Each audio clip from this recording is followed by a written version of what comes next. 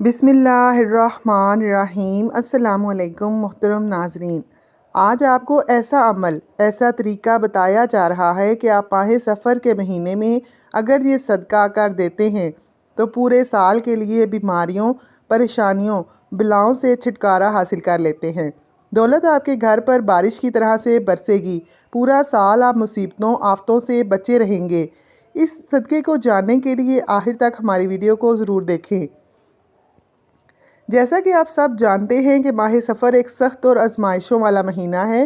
اس کے بہت سے شواہد بھی ہیں۔ اس مہینے میں زمینی اور آسمانی آفتیں نازل ہوتی ہیں اور آسمان سے نازل ہونے والی بلائیں جیسے ہی زمین پر اترتی ہیں ایسے لوگوں کو تلاش کرتی ہیں جن پر یہ آسانی سے سوار ہو سکیں۔ ماہ سفر کا مہینہ ہمارے بزرگوں کے لیے بھی بہت مشکل مہینہ ہے۔ تاریخ کے حوالے سے دیکھا جائے تو سیدنا آدم علیہ السلام کے اوپر آزمائش آئی ماہ سفر میں۔ قابیل نے حابیل کو قتل کیا ماہ سفر میں منگل کے روز، تو پہلا قتل جو ہوا وہ ماہ سفر میں ہوا۔ سیدنا آدم علیہ السلام اس دنیا سے رخصت ہوئے، آپ کا وصال ہوا ماہ سفر میں۔ سیدنا نوح علیہ السلام کی قوم کے اوپر عذاب آیا ماہ سفر میں۔ نمرود نے سیدنا ابراہیم کو، اللہ تعالیٰ کے خلیل کو، آگ میں ڈالا ماہ سفر میں۔ سیدنا ایوب علیہ السلام کے اوپر آزمائش آئی بیماری کی صورت میں، 18 سال آپ اس آزمائش میں رہے ماہ سفر میں۔ سیدنا یوسف علیہ السلام مچھلی کے پیٹ میں گئے، یہ آزمائش آئی تو وہ بھی ماہ سفر میں۔ سیدنا یحییٰ علیہ السلام کو ذبح کیا گیا، یعنی کہ آپ کی قوم نے، آپ کی امت نے آپ کو ذبح کر دیا، تو یہ بھی ماہ سفر میں۔ سیدنا زکریا علیہ السلام کو آرے کے نیچے رکھا گیا اور 2 ٹکڑے کر دیا گیا، شہید کیا گیا، یہ بھی ماہ سفر میں۔ سیدنا یوسف علیہ السلام کے بھائیوں نے آپ کو کنویں میں ڈالا تو یہ آزمائش بھی آپ پر ماہ سفر میں ہی آئی۔ فرعون نے اپنی بیوی آسیہ کے اوپر جو ظلم کیا، ان کو شہید کیا، وہ آزمائش آسیہ کے اوپر آئی تو یہ بھی ماہ سفر میں۔ اس کے بعد حسنین کریمین حضور صلی اللہ علیہ وآلہ وسلم کے شہزادے بیمار ہوئے۔ بیماری اتنی بڑھ گئی کہ نبی کریم صلی اللہ علیہ وآلہ وسلم حد سے زیادہ پریشان ہو گئے، تو یہ مہینہ بھی ماہ سفر کا ہی تھا، یعنی نواسہ رسول کے اوپر آزمائش آئی وہ بھی ماہ سفر میں۔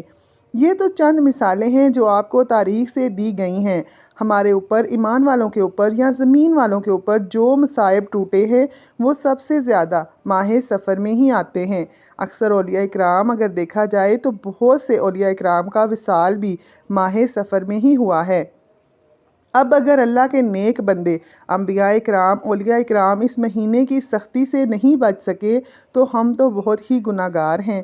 آسمان سے نازل ہونے والی بلائیں اس شخص پر سوار نہیں ہو سکتی جو صدقہ خیرات کرتا ہے، کیونکہ یہ اللہ کی طرف سے ہی ایک سخت مہینہ ہے، تو اس کے لیے ہمیں چاہیے کہ زیادہ سے زیادہ صدقہ کریں اور اللہ کی عبادت کریں تاکہ اس مہینے کی سختیوں سے بچے رہیں۔ آسمان سے نازل ہونے والی کچھ بلائیں ایسی ہیں جو اپنے ساتھ بیماری لے کر آتی ہیں، کچھ رزق میں بے برکتی لاتی ہیں، کچھ اچانک آنے والے حادثات، کچھ لڑائی جھگڑے لاتی ہیں۔ اب اگر ایک شخص پر یہ سوار ہو جائیں جیسے رزق کی تنگی کی بلا، تو وہ سخت غربت اور رزق کی تنگی کا شکار ہو جائے گا۔ پھر وہ چاہے جتنے ہاتھ پاؤں مار لے، جتنی چاہے کوششیں کر لے، جو مرضی حکمت چلا لے، کبھی بھی رزق یا دولت کے حوالے سے خوشحال نہیں ہوگا۔ اگر بیماری کی بلا ہو تو پورا سال اچانک سے بیماری گھیرے رکھے گی، ڈاکٹروں کو بھی سمجھ نہیں آئے گی کہ اصل مرض کیا ہے۔ لیکن آج کا جو طریقہ ہم آپ کو بتانے جا رہے ہیں، اس طرح سے صدقہ انشاءاللہ آپ کی ہر حاجت، ہر دعا، جو آپ کے دل کی بڑی سے بڑی خواہش ہے وہ بھی پوری ہو جائے گی۔ انشاءاللہ اللہ تعالیٰ آپ کی ہر خواہش کو پورا کریں گے جیسے پوری ہونے کا حق بنتا ہے۔ اگر آپ دولت مند بننا چاہتے ہیں تو آپ کے گھر پیسہ اور رزق اتنا ہوگا کہ رکھنے کی جگہ کم پڑ جائے گی، آپ نظر بد سے بھی محفوظ ہو جائیں گے۔ آپ نے کالے چنوں کا صدقہ کرنا ہے، لیکن کیسے کرنا ہے اور کس طریقے سے کرنا ہے، اس کو جاننے سے پہلے ہماری ویڈیو کے کمنٹ میں اللہ کا ایک نام ضرور لکھیں۔ اللہ آپ کا حامی و ناصر ہو اور ہماری حوصلہ افزائی بھی ہو جائے گی۔ ماہ سفر میں بزرگوں نے کالی چیز کے صدقے کا بہت اہمیت دی ہے۔ اس میں بہت ہی زیادہ فضیلت ہے کالے چنے کے صدقے کی، اور یہ آسان بھی ہے، غریب سے غریب شخص بھی یہ کر سکتا ہے۔ آپ نے خصوصاً جن باتوں کا خیال رکھنا ہے، ان میں آپ نے یہ کرنا ہے کہ کالے چنے لینے ہیں آدھا کلو یا 1 پاؤ، جتنے آپ کو آسانی ہو، جتنے آپ آسانی سے لے سکیں۔ کالے چنوں کو آپ نے سامنے رکھنا ہے، اس پر درود پاک پڑھنا ہے 3 بار۔ درود ابراہیمی پڑھ لیں تو زیادہ بہتر ہے۔ پھر اپنے مقصد کی نیت کر لینی ہے۔ آپ اپنے مقصد کی نیت کریں۔ اگر آپ دولت چاہتے ہیں، سارا سال مصیبتوں پریشانیوں سے دور رہنا چاہتے ہیں، جو بھی مقصد، جو بھی خواہش ہے، جو آپ پوری کروانا چاہتے ہیں، تو آپ نے اس کی نیت کر لینی ہے۔ اس کے بعد تعوذ اور تسمیہ پڑھ کر 3 بار سورہ کوثر پڑھنی ہے۔